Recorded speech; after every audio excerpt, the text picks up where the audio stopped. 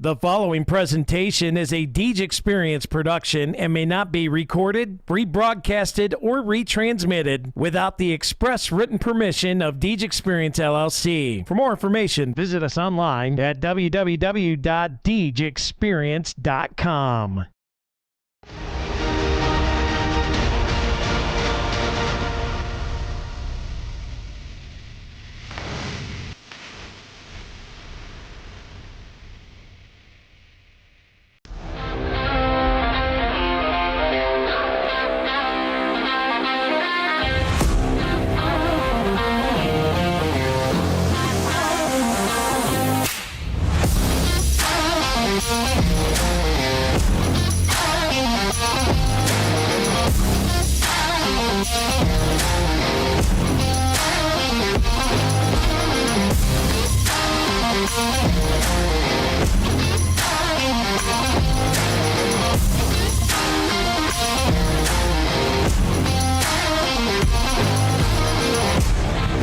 Well, good Saturday morning to you here live on the Deej Peeps podcast. It is now time for Season 3, Episode 1. I am joined alongside me here today. We got the normal crew in tow with us, Mr. Dewey Hurd and Mr. Stephen Mountain. Rob Elchinski not here today, but we're hoping to get Rob back on shortly as Rob's going through a bit of changes, and we wish him the best of luck. But Steve Mountain, Dewey Hurd with us. And on the other side of the table, we'd like to welcome in coaches for your Corry Beavers, Mr. Jeff Goodwill in the middle, Travis Carey on the right side of your screen, and Mr. Paul Carney to the left. Good morning, gentlemen. How was everybody's week this week? Real good. Great. Good. Yeah, good week. Hot. Hot? Still hot, but a hot summer.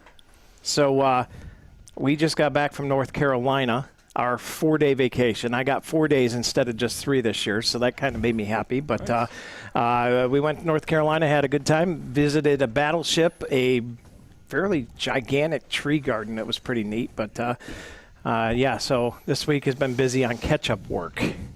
So that's what we've been up to. But we're nearing the corner here, guys. A brand new season of Deej Peeps podcast.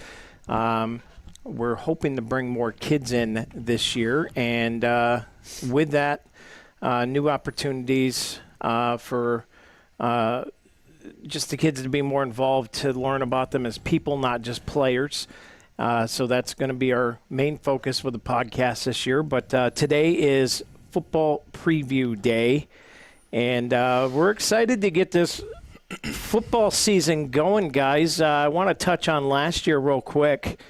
First of all, congratulations on the Save and I game. How much fun was that for you guys? It was fun. It added a little bit of chaos to our summer, just with trying to get our team ready, and then in the mornings, and then heading to Fort LaBeouf to practice with the Save and I kids and install offenses and defenses and special teams. So a lot of extra work, but well worth it. It was a great group of kids. It was nice to meet the kids that we played against there for a few years. They're just great group. And we came so close to coming back in that game. As now listen, being down as much as we were talking about it on air, I about lost my mind with that last touchdown throw. Yeah. That was something special. What was the feeling from you guys on the sideline? It was, we wanted to get our guys the ball. The game was pretty well out of hand. Maybe if we had 7 more quarters to play, we could have come back. But we wanted our guys to have the ball. That's how we wanted to finish. It's kind of a storybook ending for us. Will caught a big pass from Nolan. Mason caught the big pass. I don't know. It was just a great finish, and it was exciting, and I was glad to send those guys off the field with that experience. So we turn the table here. Dewey and Steve, you guys can jump in here and ask any questions you want, but I want to touch last year. A couple key players that stuck out last year that are coming back this year. One, obviously, Blake Cook on the offensive side. I'm excited, though, to see, and I challenged Keaton this year. I'm like, I want 10 interceptions this year. 10 picks. Okay. That kid was a turnover machine last year. He was just a ball hawk. Mm-hmm. I'm looking forward to see what he does. What's this team look like with all the departures? Nolan Corry, obviously the big one, now going to Penn State. Travis, you can shine a little bit of light on that here in a minute. But what's this team look like coming into this year with that gap of all those talented seniors gone? Well, I mean, we're missing a pretty special group. Nolan, Mason, Will, Lesher, Aiden Trask, Cale Albers. I mean, those guys, Tyler Adderhold, those guys are kind of irreplaceable, So we looking to, maybe not replace them with their exact duplicates, but moving on with what we have. And I'm pretty excited about what we have coming back. So that's where our focus is. Any questions from you two? So when you lose like all those key pieces, like you just said, in terms of guys stepping up, do they step up by themselves? Are they ready to take that step, or like a leadership kind of role? Do you guys kind of have to give them a little bit of a nudge into that, or are they ready for it? I think they were ready. I mean, we talked a lot last year about our depth. We had a lot of guys rotating, and we have guys with a bunch of varsity experience, and we kind of hit the ground running as soon as we got our helmets and shoulder pads on this week. Just looking at, I was telling these guys, comparing the install schedules from last year to this year, like we are way ahead of where we were last year and even the years before as far as installing an offense and a defense. So these guys are ready. They have that experience, so it's just exciting to see them learning fast and playing fast on the field.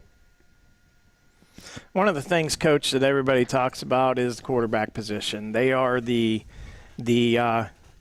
QB1. Like they are the leader of the team in most cases. We take a look at the departure of Nolan Corry. That is a huge loss. Nolan brought so much, not only as a quarterback, as a punter, as a runner.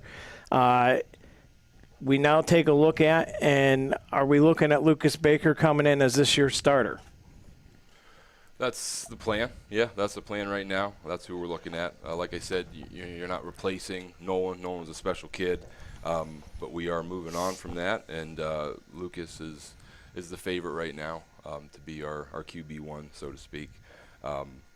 He's got a little bit different set of skills. Nolan was a little bit more swift on his feet. So you're going to see some things, some changes offensively, some small changes as far as what we're doing, and it's going to be fun. We're looking forward to a fun year. I want to thank our sponsors real quick here. We're going to take a break. When we come back, we're going to get into the Nolan Corry move to Penn State, and then we're going to focus on the Beaver defense. We'll start there. All that coming up here with Coach Goodwill and his assistants here today on the Deej Peeps podcast. Sit tight. We'll be back right here on the Deej Peeps Sports Podcast.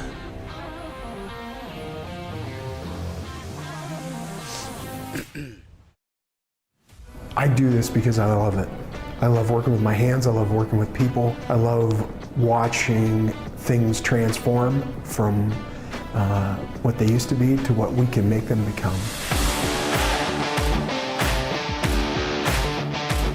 We are a full-service general contractor. We do everything from the ground up. We take pride in the fact that we don't use a lot of subcontractors. We have our own in-house masons, cement, roofers, siders, drywall finishing, electricians. This is our 20th year in business. Our employees mean the world to us. We couldn't do what we do without the guys that we have. And we take pride in the fact that most of the guys that have been here for a very long time. If you're looking to have a project done, feel free to reach out to us. We think Ross Becker Insurance is a place for you and for your family, for your individuals, for your businesses, because we want to be your insurance advisor. We're local, we're knowledgeable, we have contracts with all different insurance carriers to customize and fit the right insurance program for your needs. We're here, you can come sit down with us, talk to us one-on-one, sit across from the kitchen table, sit across from our desks, and we can give you good insurance advice, how you can save money, where you don't want to save money and skimp out on coverage. And so we're there to help balance that and give you good insurance advice, good risk management advice. So after you have a claim disaster, you can have confidence that your family, your businesses, your cars, your assets are best protected. When you need health care, you deserve a health system that takes a whole person approach to medicine for you and your family. Whether you need the expert care of our hospitals, the specialized knowledge of our clinical practices, the compassionate support of our behavioral health network, or our continuum of services for seniors, you can rely on LECOM Health. Founded in Erie, invested in Erie, advancing healthcare in Erie. LECOM Health, whole person care for a lifetime.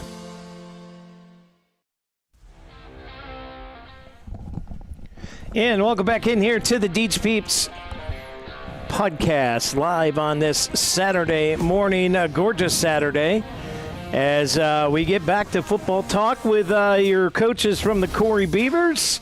Welcome in Mr. Mountain, Mr. Hurd, along with Travis Carey, Jeff Goodwill, and Paul Carney. And guys, Travis, I want to come to you first because a big development happened here not so very long ago where Nolan Carey was supposed to be going to Slippery Rock University. So can you break down what happened where he was supposed to go there and now all of a sudden Penn State main campus comes knocking? Well, it all started with his throw at Nationals. So he threw 220 feet 2 inches in Oregon. And from there, obviously everyone was excited with that throw, and he didn't hear anything from any Division I school, so he took it upon himself to send some emails out. And it was the second week of July. The first school to reach out to him was Penn State, and he heard from a few other ones, Division I. So obviously he was really excited, and then it was a case of, how do we make this work? He had already had orientation. We had orientation at Slippery Rock. He had a place to live. So we were all set to go there. But when Penn State calls, you have to listen. So I wasn't going to be the one to tell him no. It's an exciting opportunity for him. Just real proud of what he's done athletically. Being a multi-sport athlete, I often, anytime I get a chance to say it, he's where he's at now because of football, wrestling, baseball, all those different sports. He was always active. But the common denominator is the weight room. COVID actually helped him. Wasn't going to let him sit around. He was in 7th grade, so he was in the weight room 4 days a week. He'd come home and eat, and you could almost see him start to swell up. Yeah. So, yeah. So that was key right there, and he loves throwing the javelin. He didn't wrestle his senior year. He had knee surgery at the end of wrestling season his junior year, so he wanted to focus on his javelin technique. And Ryan Muncie at the high schools made a world of difference with him. I coached him for 3 years in the javelin, and we were improving about 15 to 20 feet per year, and she got 40 feet out of him last year. She sees things like, she dissects film, and she's just incredible. So yeah, it all happened so fast. So what seemed to take a while with Slippery Rock, all that happened within 4 days at Penn State. They just have a way of expediting things. So yeah, we're real excited for him. Brad Allen had to been jumping out of his shoes when he got the memo. Yes, yep. Brad's obviously a huge Penn State fan, and I know. It's pretty neat, all the. I think we all know. Does he get excited, guys? He may get Is that what excited. you're talking about? Okay. He gets a little green in the face when he walks into my office and he sees that Ohio State little towel hanging up there in it. He's like, yeah. But you know, all the time that those boys, that whole group, you know, you mentioned them earlier, that group of seniors, you know, they love being around each other. They are in multiple sports with each other. Mason Savett's going to do track and wrestling at Barron. So they just love to compete, and anytime that you can put a kid in a competitive situation, you know, it's for their benefit. Like outside of football and wrestling, no one didn't pick up a javelin until track season, until this past season. Oh, wow. Well, he made the most out of his opportunity. Sure did. Yeah, sure Has there been any talk about maybe walking on for football? Well, the joke, you know, I like to kid around a little bit. But I told him, you know, just show up to practice and tell Drew there, give me that football. Let me show you how it's done. But, you know, he's not, look at, you know, Brendan and I, he's not blessed with a whole lot of height, so he didn't check that box. He got a little bit of interest in football, but not nearly as much as track and field. All right. Well, best of luck to you, Coach, and best of luck to Nolan, and congratulations. Thank you very much. And that is going to tee us up for our talk about Corry football. A lot of gaps here, but there was a lot of good depth from last year. You had a big junior class last year, Coach, and coming in, those guys are going to be looked to be the leaders. Let's start on the defensive side of the ball. How are things looking on that front line? Because that front line last year was able to cause a lot of chaos for a lot of quarterbacks last year. Yeah, Paul, you want to take this as the D-line coach? Yeah, sure. D-line wise, you know, we're pretty fortunate. We're bringing back our two starting D-ends. So Landon Hasbrook and Bam Nixon are both coming back. So they come back with a whole year of experience on that side of the ball. We have two other D-ends that are also right in the mix to work. Alex Schmidt got hurt early last year, so missed a ton of time, but came back the last couple games, played pretty well against Hickory when we needed him, and then Colton Anderson as well. So we feel pretty good with those ends. And then the two inside guys, what we do have to replace. So obviously losing Kale and Trask in the middle, like you said before, those two are special inside playing defense. So we're working some new guys in, but you know, for week one, I think at camp we're pretty happy so far with those replacements we got working in. We get three or four guys we think can step up and play pretty well. And going back to the depth, it's not that these guys really couldn't do it last year.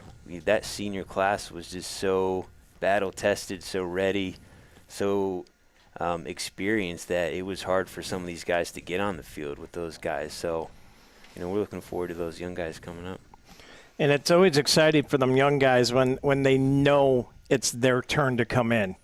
They've been working hard to get to that point. So I imagine that first game at Titusville, there's going to be a lot of butterflies for them guys, and hopefully they get that good positive energy release when they get that first hit or first big play, you know. We're excited to see what they do up front. Yeah, I think it's mentality too. Like you said, a lot of those guys know, like, all right, those seniors are gone, so I'm next up. So, and we have more depth pushing them too. So obviously behind that defensive line, then we moved to the linebacker spots. Boy, Lash Savitz, those guys. All over I often quote, play with their hair on fire. They are momentum guys that are not going to be there. Who are we looking at the linebacker spots this year? Coach? I'll take this one. You know, Mason Savitz, you know, he's a special kid. He was just so instinctive. And complimenting him last year was Lee McAlbers as a sophomore. So he's gonna provide a lot of leadership at inside linebacker. Carson Braswell is a young kid that's he wasn't physically ready this year. He's grown a lot. He's gotten tremendously much more stronger. So he's ready to go. He's going to be in that mix at inside backer. Cooper Hodak and Devin Mursky is another young kid, a sophomore, that will help us out at linebacker, inside linebacker. A kid that played our strong safety position last year, Will Allen. Kind of the quarterback of our defense. He's so smart, could get people lined up. We're gonna move Marcus Meredith from our free safety down to our strong safety to take over for him. So Marcus is a tough kid. He has that wrestling mentality. He's real good on his feet. He's surprisingly quick.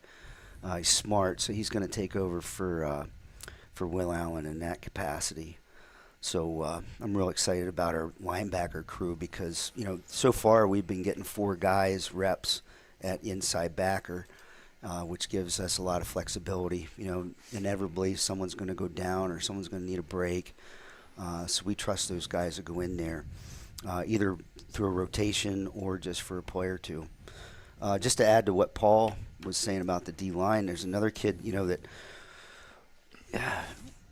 we needed to make him fit somewhere, and that's Nathan Weiss. He's going to be playing some nose guard for us. So he's a big athletic kid.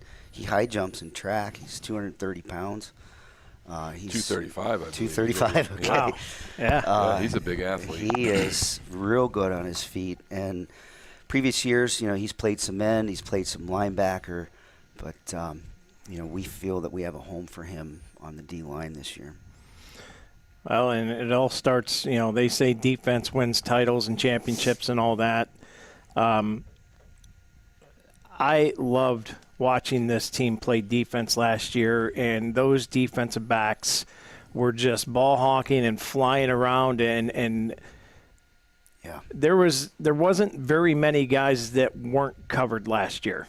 You had a couple of the quick ones out of Mercyhurst and things of that nature, but these guys were able to stick with just about everybody, and they had a bead for the ball. I already mentioned Keaton Forcina. What's the defensive backfield look like this year? Blake Cook, obviously he'll be playing defensive back. Keaton Forcina, he'll be in that mix there. We have a nice rotation. Connor Sterling, played as a freshman, which is very uncommon. He shows a lot of leadership, and the way he does is he doesn't say much. He didn't miss anything during the summer. He goes, just 100% anytime he's on the field, so I can't say enough about him. Chris Bemis is another individual that really put a lot of time in the off season. He was a little bit in the background last year, but we have high hopes for him this year, and it's all because he worked hard in the off season. Jack Van Carey is going to be in that mix, whether it's at the safety or corner position. He's the kind of kid that really could play anywhere on the field. He's so smart and tough. He's strong. Tucker Jackson is another one. New to football last year. At least he didn't play in middle school, right? Not that I know of. Okay. I think so. Maybe in rec. He's a tall, athletic kid. Really came on last year. We noticed him halfway through the season at scout team. He's got great hands. So he's going to be in that mix at the defensive back position. So we're going to have a nice rotation back there. Deion Kennedy, another one, sophomore this year. Played a lot of JV last year, but we're looking to put him in some kind of rotation back there. Defense, guys, we watched it all year last year. There was always hope when we were on defense. Like, we know it seemed like we kind of give up a little bit, give up, and then across the 50, bang, there's a turnover constantly. What were some of your favorite memories, guys, from last year? My favorite memory was watching the other opposing team try to run the ball up the middle against us. We said it a number of times that you ain't going there. Not with Trask and Albers anchoring the center of that line. And the other thing was I used to love watching Nick Lesher come off the right end and disrupt the play in the backfield. And we say that all the time, too. You got to get in the backfield to disrupt the play before it has a chance to get started. So those were the fun things from last year that I remember. Yeah, I just remember that being probably one of the strongest Corry defenses that I can remember, at least in the most recent years. So they're just fun to watch in general. A great secondary, Keaton. I remember him getting a couple picks in that Mercyhurst game, so that was fun to watch that, and just a good group to watch overall. Yeah. The pick sixes last year seemed to be a plethora of them. How many did they have total last year? Do we remember? Oh boy. What, Mason had 2 or 3? Mason had 3, Mason I think. had 3. And Keaton had 1. So 4. Yeah. We had 4 pick sixes, and Keaton had 6 interceptions 6 alone, correct? Yeah. So, those guys back there. And, again, that all starts with the guys up front. Yep. Applying pressure, linebackers filling their gaps, and allows those guys to run free back there and coverage. And, man, defense was clicking last year, and we're going to get to offense here after the break. But those guys were fun to watch. What's the message to these young guys coming up, looking at what that defense did that past season? What are the goals for the defensive side of the ball this year? We're not going to miss a step. I don't think. Savitz and Lesher and Albers, they're going to be hard to replace. But the expectation, they set the expectations there. So I feel confident in our group. All those guys got stronger. We have the Nickerson boys on the line. I mentioned Weiss, all those defensive backs. I think the goal is to be better than last year, and that's the goal. That's the goal every year. But I really don't think we're going to miss a step defensively. So when you come in and you meet with these kids, do you, like every game, do you set, okay, we only want to allow this many yards, we only allow this many points? Obviously, a shutout's great. But do you look at it from a realistic side and say, okay, we can't give up more than this many points per game? Yeah, I mean, the goal's always 0. Right. Right. But, I mean, if you're only giving up, a touchdown and maybe one additional score, keeping it 13 or below, that's usually the general goal. We feel like offensively we can get in the end zone a couple times, so that's the goal. But obviously the ultimate goal is always a shutout. Always a shutout. Yeah. And just taking a look at our guys from last year, I think the other main thing to hit on is they played fast and they were having fun. They were loose, they were playing fast, they were having fun, and that's what we're starting to see out of our guys this year as they pick up the defense. Because structurally we're doing some things a little bit differently than we have in years past. So there's some new things to install, but they're picking it up and they're just playing faster and faster and they're having fun with it. I think it, just to piggyback off what Coach said, it fits our kids. It fits who we have a little bit better. We have a lot of depth at defensive back and, the outside linebacker type. So this defense fits who we have a little bit better. All right, we'll get to the O side of things here. When we come back, we're going to take a little break and say thank you to some of our sponsors. We'll be back on the Deej Peeps podcast right after this.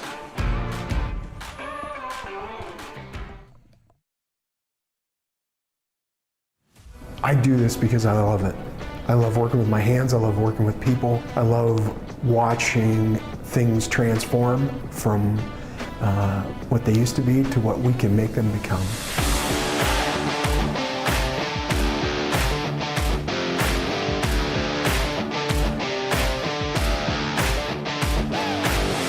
We are a full-service general contractor. We do everything from the ground up. We take pride in the fact that we don't use a lot of subcontractors. We have our own in-house masons, cement, roofers, siders, drywall finishing, electricians. This is our 20th year in business, and we started out with just a couple of guys with a cordless kit and a ladder.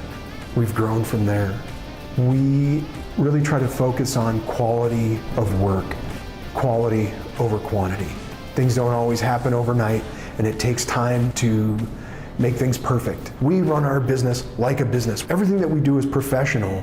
With a phone call to us, we would set up a meeting for us to come out and meet with you, go over your project, what you are hoping to gain from it, the things that you want to see input into it, and then I would create a proposal.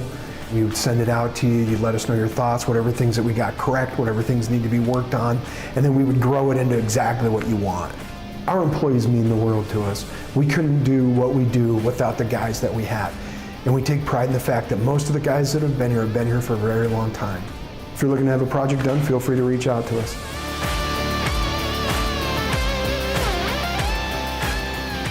We think Ross Becker Insurance is a place for you and for your family, for your individuals, for your businesses, because we want to be your insurance advisor. We're local, we're knowledgeable, we have contracts with all different insurance carriers to customize and fit the right insurance program for your needs. We're here, you can come sit down with us, talk to us one-on-one, sit across from the kitchen table, sit across from our desks, and we can give you good insurance advice, how you can save money, where you don't want to save money and skimp out on coverage. And so we're there to help balance that and give you good insurance advice, good risk management advice. So after you have a claim disaster, you can have confidence that your family, your businesses, your cars, your assets are best protected.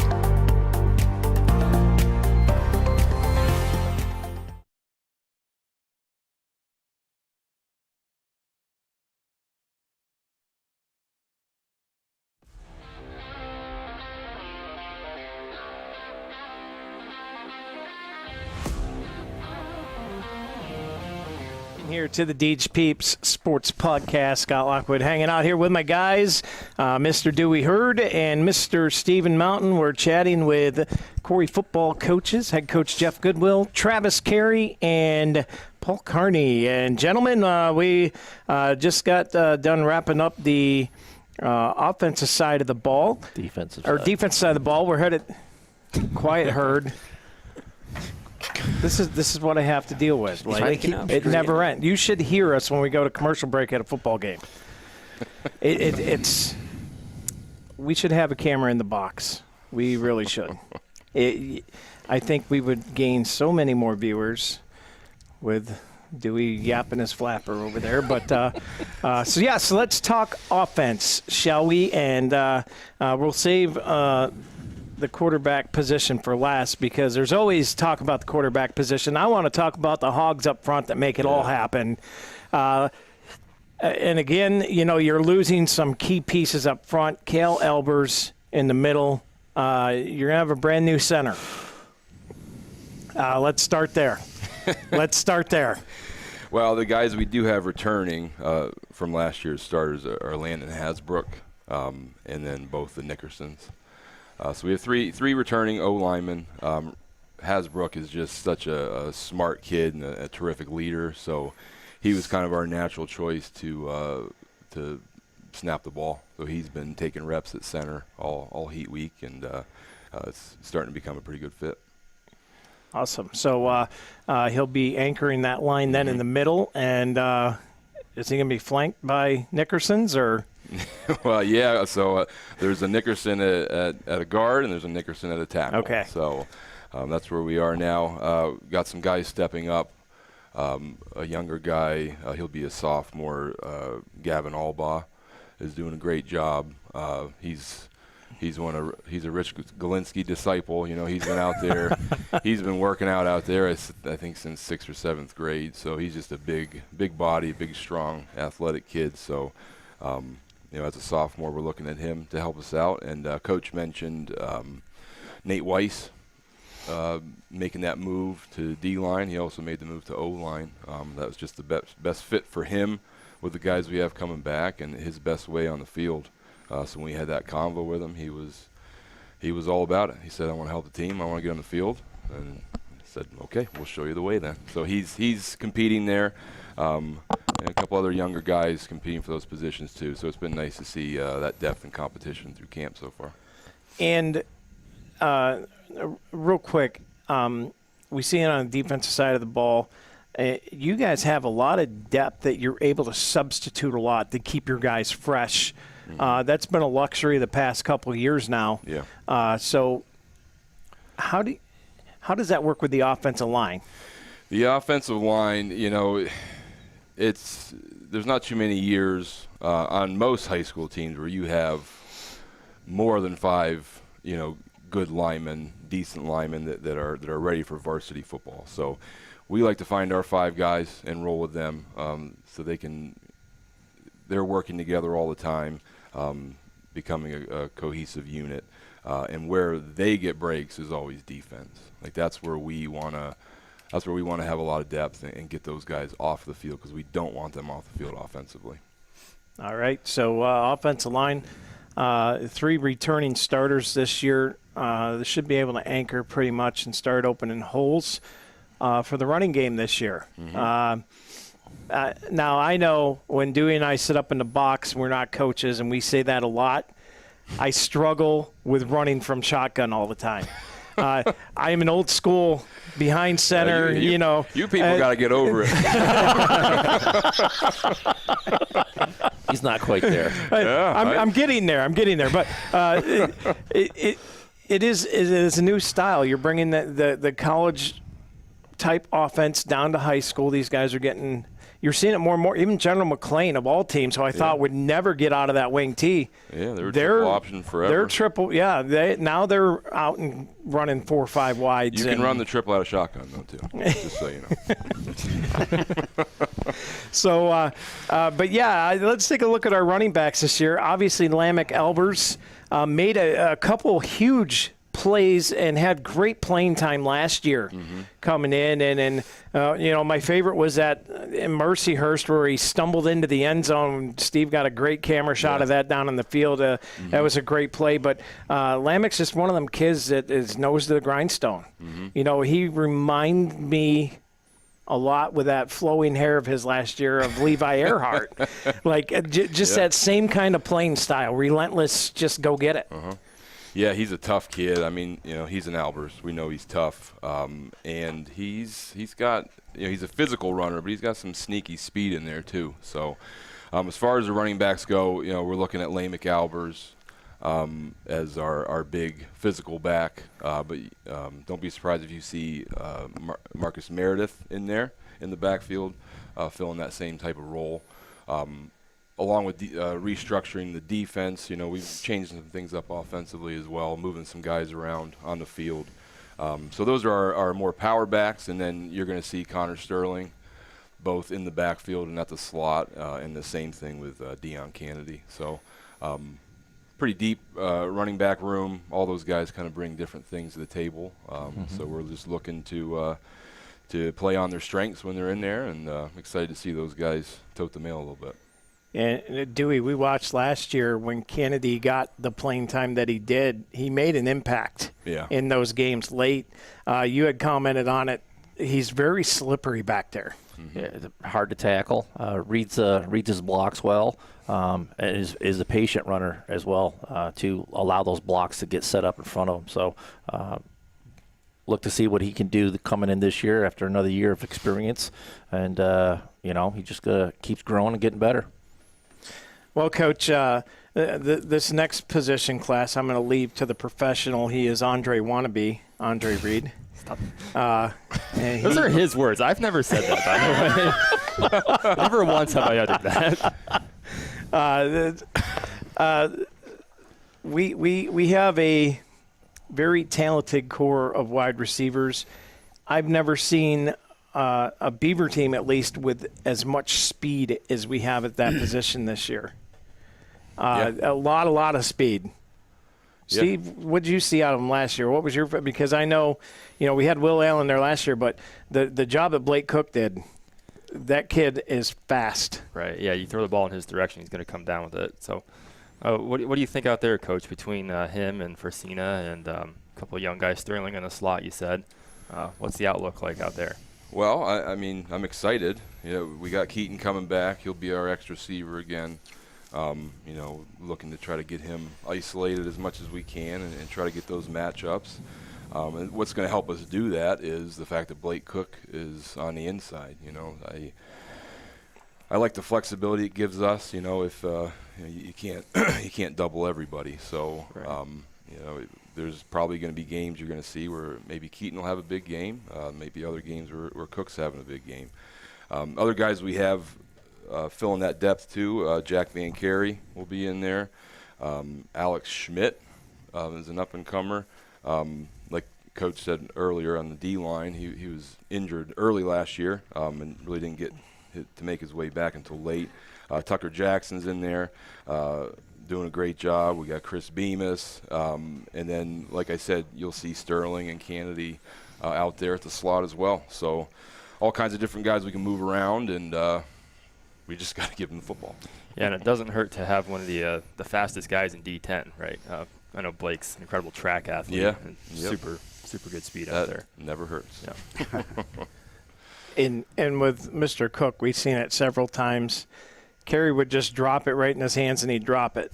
Yeah. Like and he's one, he'll get mad at himself. Like you can see it. He comes back the next play. Both times on both plays that I'm talking about, he came back and made a monster touchdown play. Yeah. Like it's just who he is. Like he is able to take that mistake, flush it, and just get ready for the next play.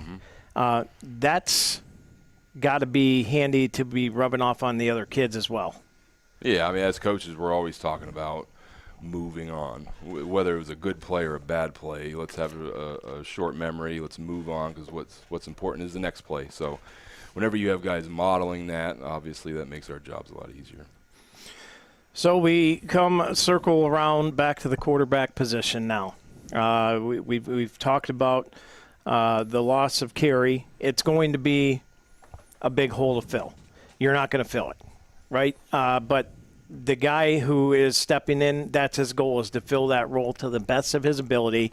And, you look at Baker, he did have some varsity playing time last year because between the defense and that fast-paced offense, we were able to put up points up. So he got a lot of playing time. How valuable is that going to be for him this year? It's huge. There's a handful of games there where he played the entire second half, so any varsity experience obviously is valuable. He was able to come in the Fort LaBeouf game here after Nolan went down, and he led us all the way down to the goal line. We weren't able to punch it in there, but he's pretty calm, pretty cool under those pressure situations. So I'm excited to see how he handles being the guy. I hit on before, he's got some different skill sets than Nolan. He's not going to be, you're not going to see him put up, 100 yards rushing a game. So where his talents are with his big arm, his pocket presence, and hopefully his ability to lead that offense comes along like the way it has. Does he still have the nickname? Yeah, you remember it? Yeah, I do. Pookie. Right? Pookie, yeah. We still call him Pookie. I was trying to keep it professional here and call him Pookie. No. We don't do that around We here. are far from professional around here, okay? Yep. Do you know? He's the Pookster. Do you know how that all originated? No. We're going to get a backstory here. All right. Well, Nolan's nickname, my mom calls everyone Honey. So 5 minutes after you meet her, she'd be calling you Honey. So Coach added Honey Bear. We were calling Nolan Honey Bear. So we needed a nickname for Lucas. I can't even remember his first name. We call him Pookie. Yeah. Pookie Bear. So Pookie Bear. That's where that comes from. I think it started as Lukey and turned into Pookie. Oh, okay. Lukey to Pookie. All right, yeah. So by the end of the season, Dewey will be calling him Lukey Poo. So it'll be okay. I like it.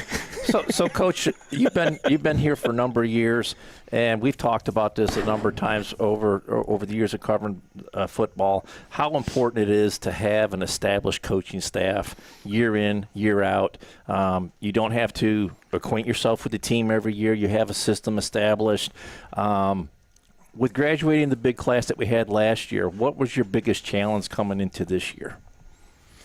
Well, I think that challenge is still there. We're looking for people to fill the leadership roles. And that's kind of a work in progress. We had some tremendous leaders last year. It didn't come just from our captains. It came from a pretty strong majority of our senior class. So leadership can take a mediocre team and make them a pretty darn good team, and lack of leadership can take a really good team on paper and make us mediocre. So that's where the focus is right now. Who's going to step up and lead this team? And speaking of the coaching staff, you bring in a new coach this year, right? Coach Frick. Yeah, Coach Frick. What's that been like, getting to know him, and what kind of experience and knowledge does he bring to the team? It's been great. Bill is he's a longtime coach in Erie County. He worked for Jim Wells for 23 years, I think, as his assistant over at General McLean.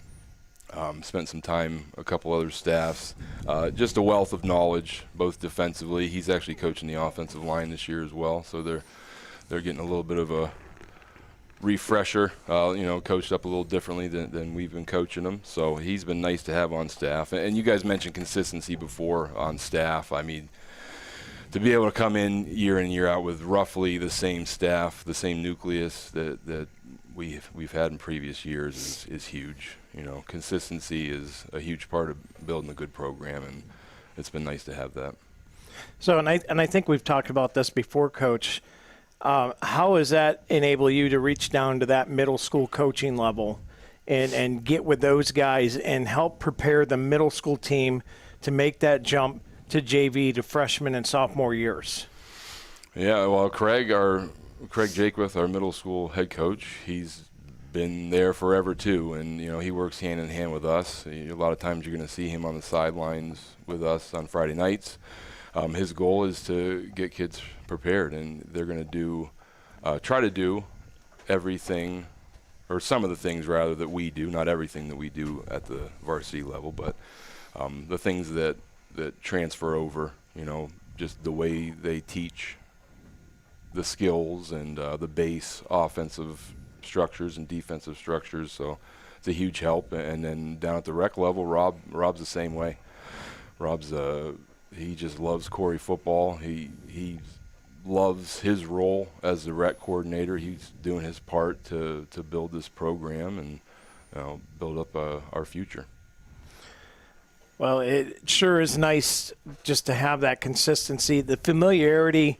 You can tell.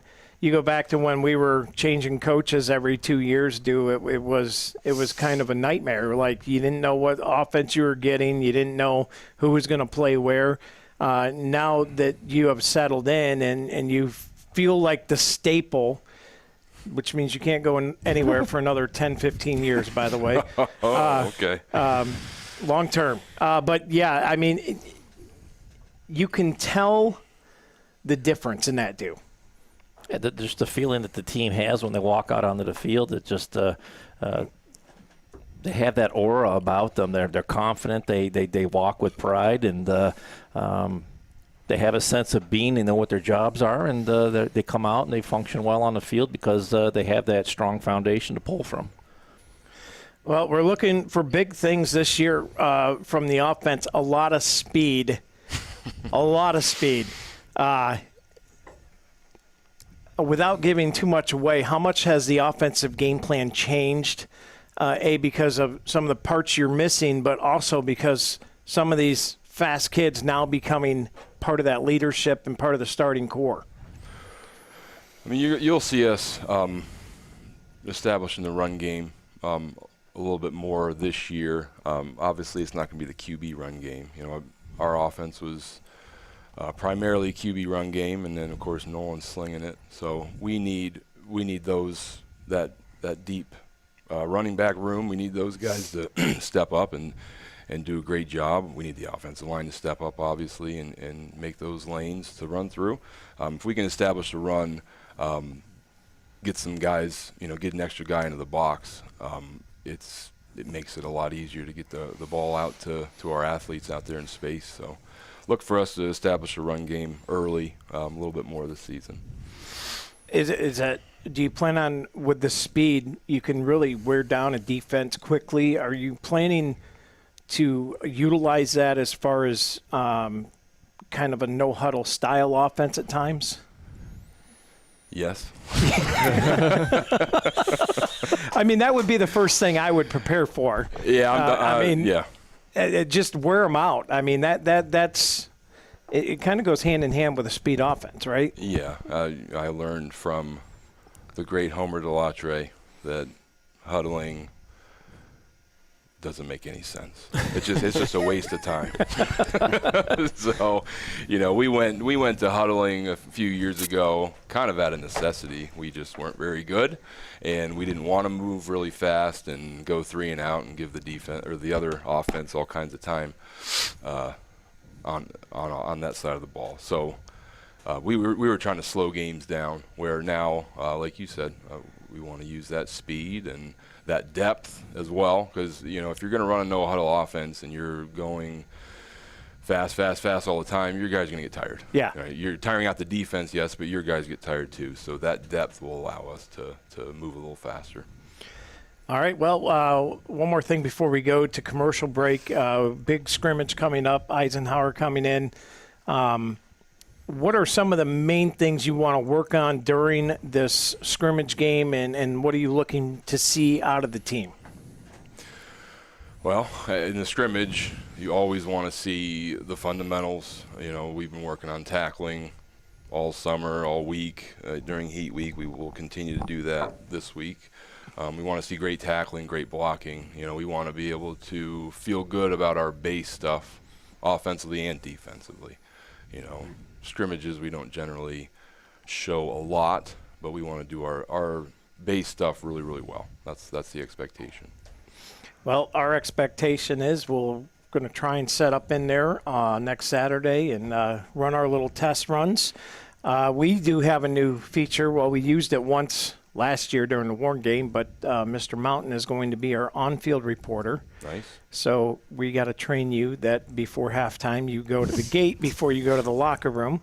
Okay.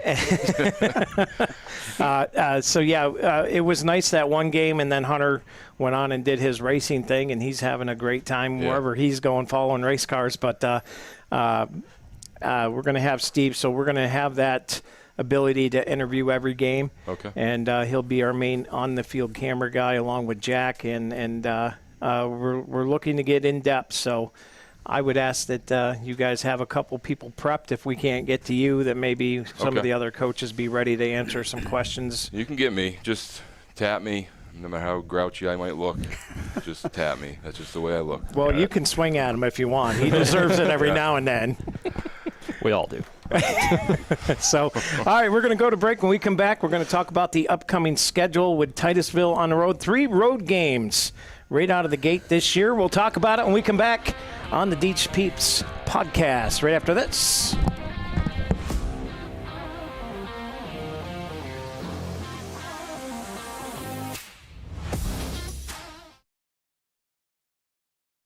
We think Rossbacker Insurance is a place for you and for your family, for your individuals, for your businesses, because we want to be your insurance advisor. We're local, we're knowledgeable, we have contracts with all different insurance carriers to customize and fit the right insurance program for your needs. We're here, you can come sit down with us, talk to us one-on-one, sit across from the kitchen table, sit across from our desks, and we can give you good insurance advice, how you can save money, where you don't want to save money and skimp out on coverage. And so we're there to help balance that and give you good insurance advice, good risk management advice. So after you have a claim disaster, you can have confidence that your family, your businesses, your cars, your assets are best protected.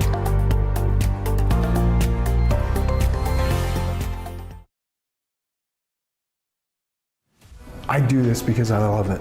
I love working with my hands. I love working with people. I love watching things transform from what they used to be to what we can make them become. We are a full-service general contractor. We do everything from the ground up. We take pride in the fact that we don't use a lot of subcontractors. We have our own in-house masons, cement, roofers, siders, drywall finishing, electricians. This is our 20th year in business. Our employees mean the world to us. We couldn't do what we do without the guys that we have. And we take pride in the fact that most of the guys that have been here for a very long time. If you're looking to have a project done, feel free to reach out to us. When you need health care, you deserve a health system that takes a whole-person approach to medicine for you and your family. Whether you need the expert care of our hospitals, the specialized knowledge of our clinical practices, the compassionate support of our behavioral health network, or our continuum of services for seniors, you can rely on LECOM Health. Founded in Erie, invested in Erie, advancing healthcare in Erie. LECOM Health, whole-person care for a lifetime.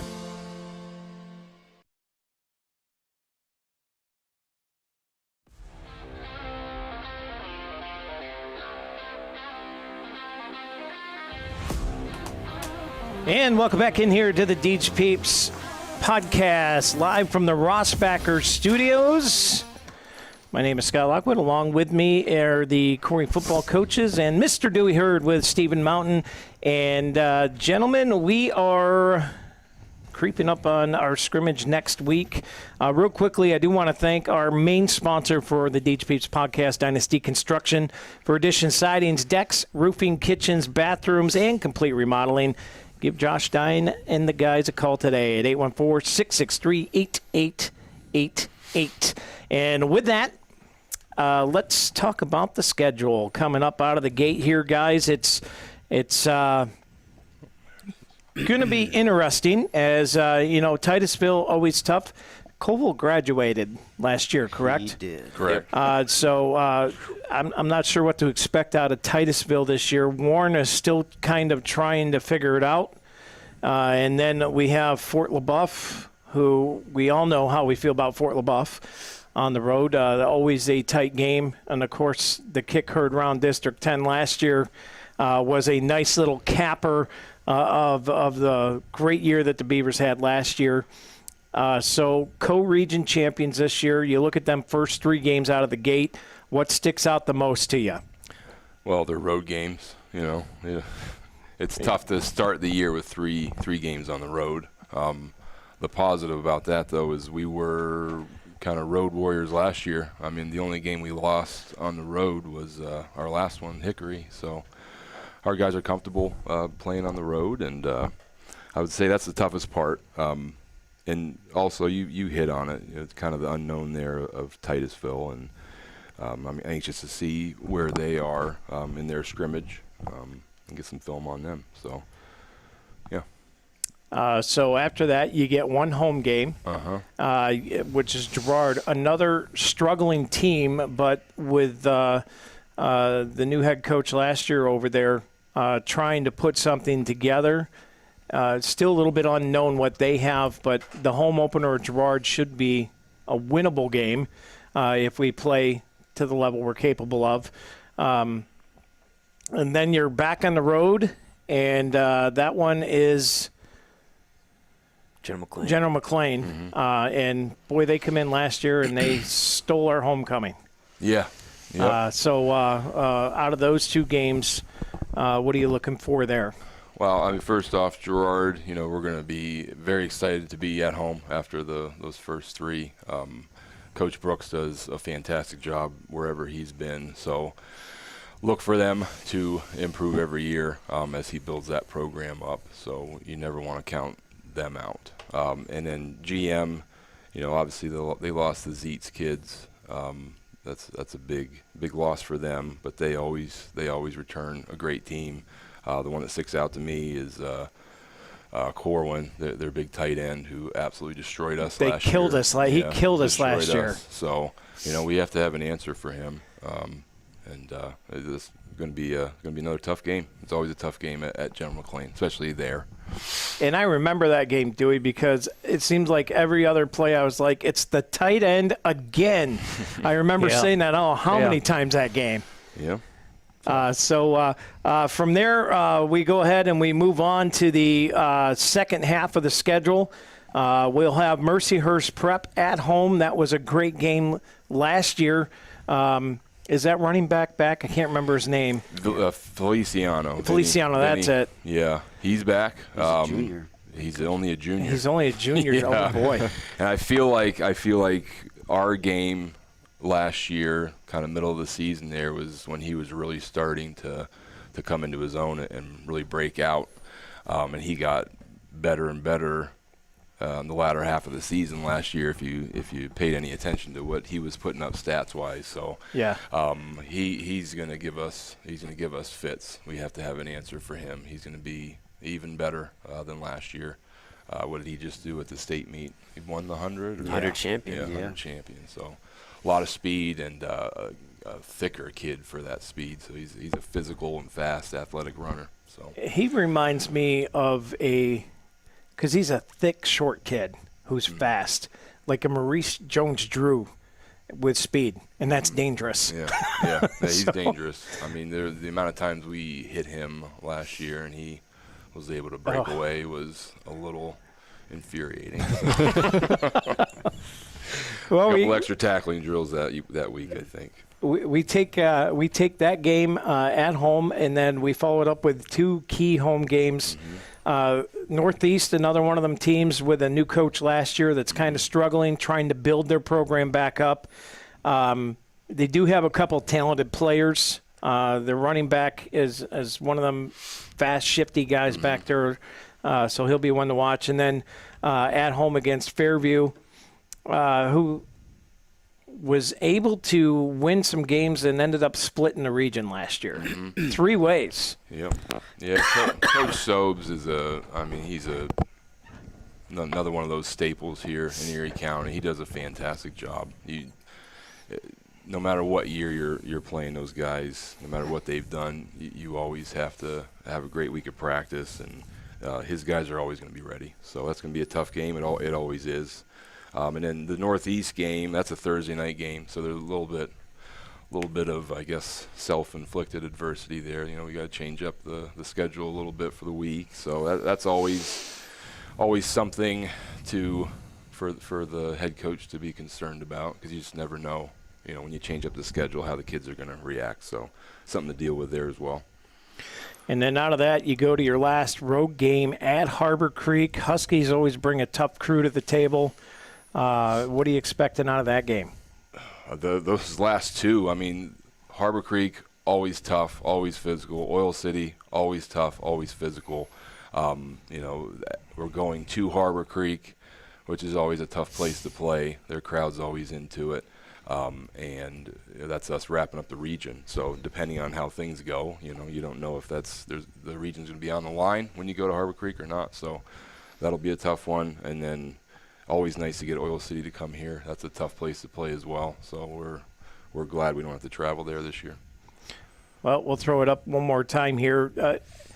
You look at that front end and you're like, oh, geez, 3 road games out of the gate. Then you get to the middle of that season and you've got 3 straight home games before that Harbor Creek game. Yeah. I like the home games later in the year than the beginning of the year. Yeah, I do so too. I think the schedule plays to our favor a little bit. Tough games. If you were to pick 3 must-win, obviously the goal is to win them all, but if you had to have 3 must-win games out of the schedule, what are you looking at? Fort LaBeouf, Harbor Creek, Fairview. So there you have it. Guys, I'll turn the attention over to you because I'm not going to make the coaches say what their record is because they're all going to say undefeated. So realistically, people can get mad at you. So It happens every day anyway. It happens every day. So, Steve-O, take a look at the schedule here. We'll start with you. And if you're taking all the information in that we heard from the coaches here, what are you looking for record-wise? I think 6-4 is definitely realistic. Probably have a good chance of going 7-3, but I think 6-4 is very realistic. Minimum. He's a realist. I like 6-4. He's overcautious. Dewey, what do you got for I'm me? going to one-up him. I'm going to go 7-3.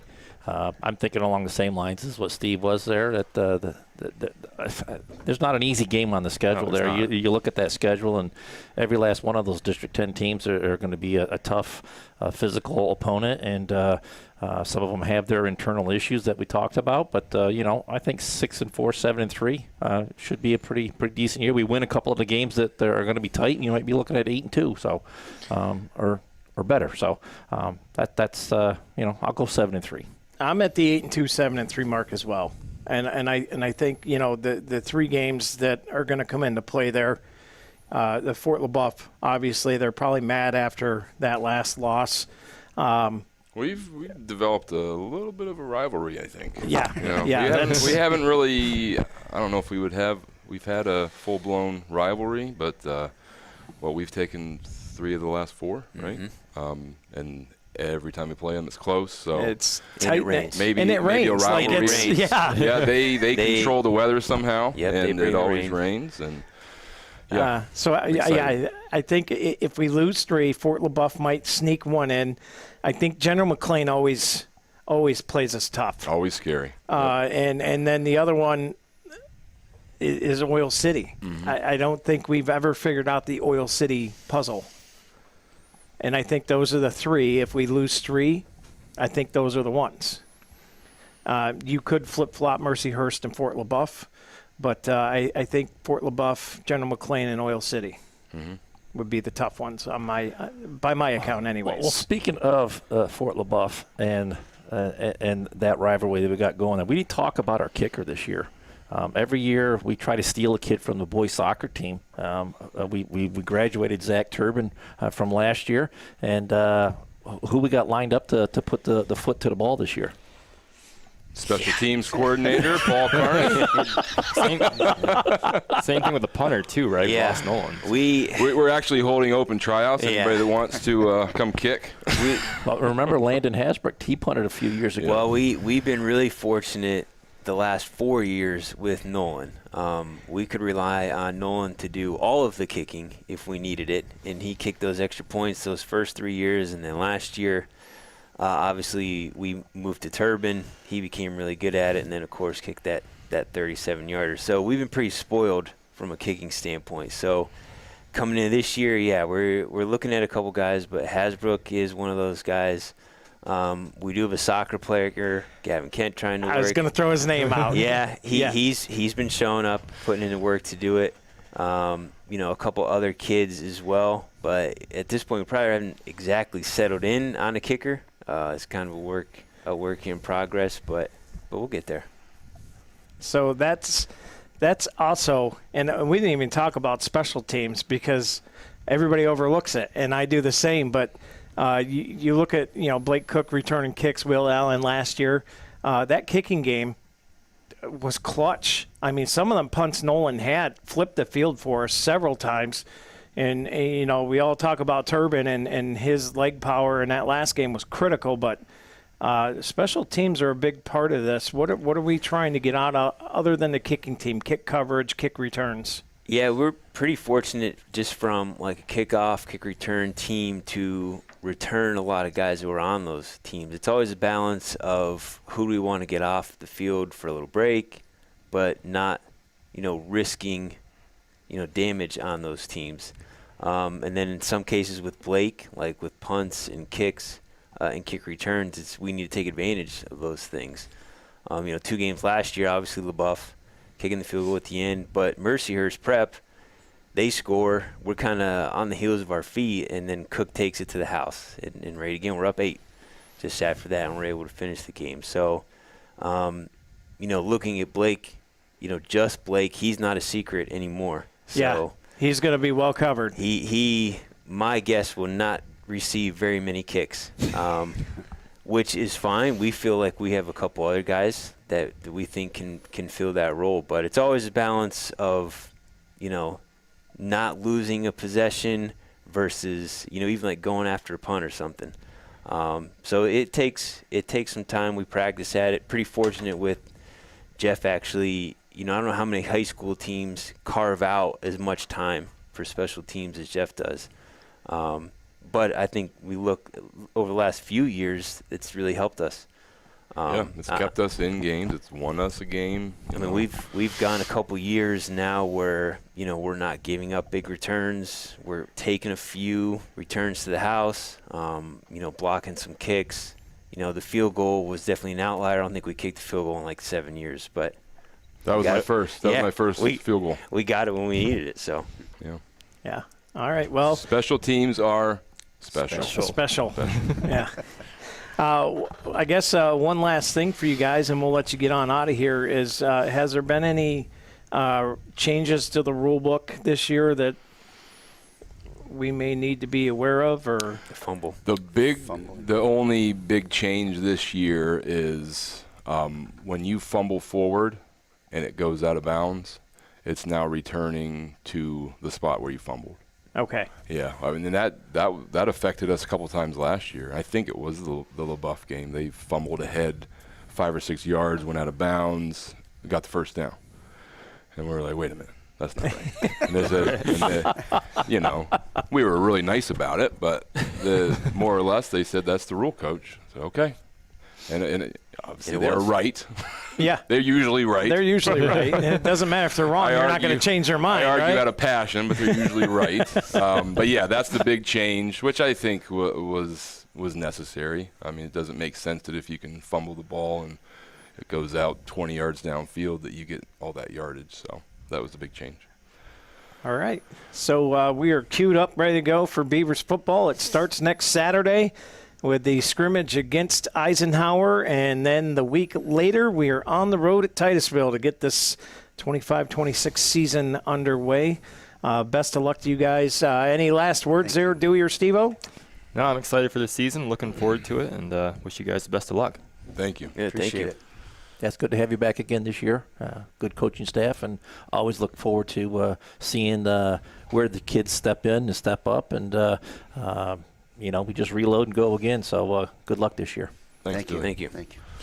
All right. I think that's going to about wrap us up, unless you guys got any final comments you want to throw out there. Maybe one more Pookie. I don't know.